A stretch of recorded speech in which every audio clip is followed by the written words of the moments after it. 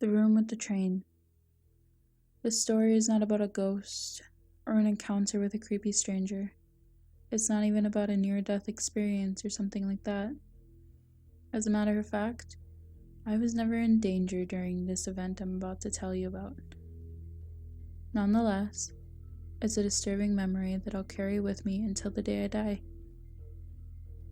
I grew up in a small city, the kind of place you could barely call a town if it wasn't for the sheer number of people living there.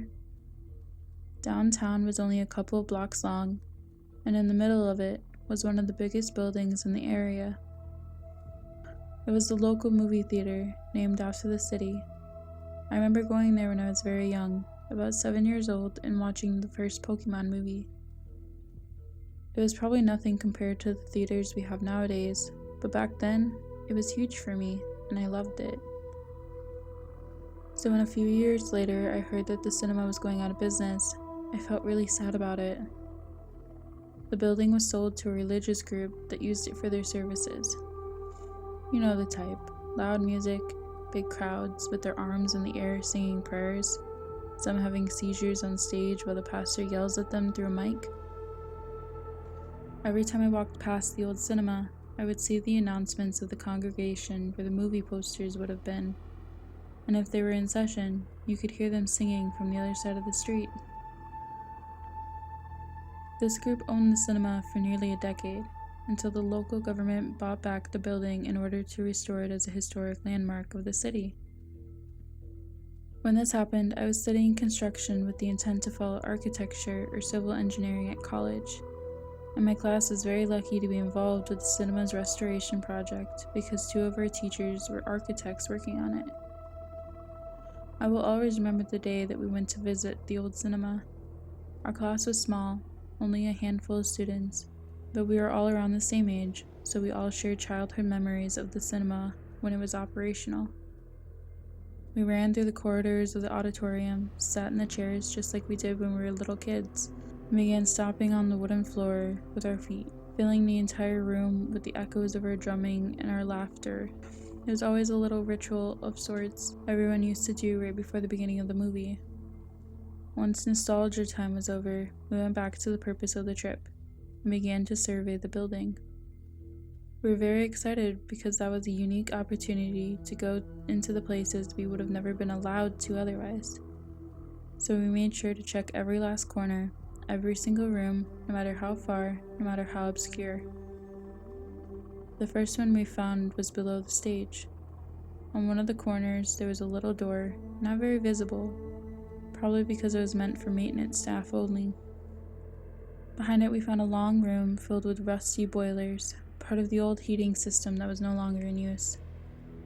The place was a little creepy, with all of those old tanks and pipes crowding the narrow space, but what we found past them was what really started to freak us out. The room was small, very small. It was, after all, just leftover space behind the boilers, yet it contrasted so much with the rest of the area around it. It may as well have been from a different place altogether. The walls were painted a light color, white, I think, but I don't remember it very well, because what really got my attention were the drawings in them. There were rainbows, a smiling sun, trees and flowers, and happy little people with smiles on their faces of dotted eyes. It was a daycare. The whole class and teacher gathered to see the discovery. We were all very confused about the strange placing of this room. Okay, we could understand the need for a place to keep the kids that were too little to be amongst the crowd during prayers, or maybe the ones of the people who worked there, but the placing was just odd. The stage was probably one of the loudest places in the auditorium during services, and this was right below it, so there was no way it could be a quiet place for the children. We left the boilers room and continued our tour through the theater, a little puzzled about our finding, not giving it too much thought. Outside the auditorium, there were bathrooms, both in terrible condition, the ticket sales booth, and a huge set of stairs that led into the auditorium. Half of the seats there were totally ruined due to a water leak in the roof, and I cursed the people for not taking proper care of the building.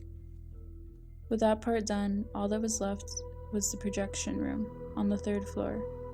Behind the tickets booth, there was a door that led to a spiral staircase. I don't remember how tall it was, but it must have been over 10 meters of metallic steps without a single resting spot. I wasn't exactly an athlete, but I could walk several kilometers with no problem, and rode on a bike to and from school every single day.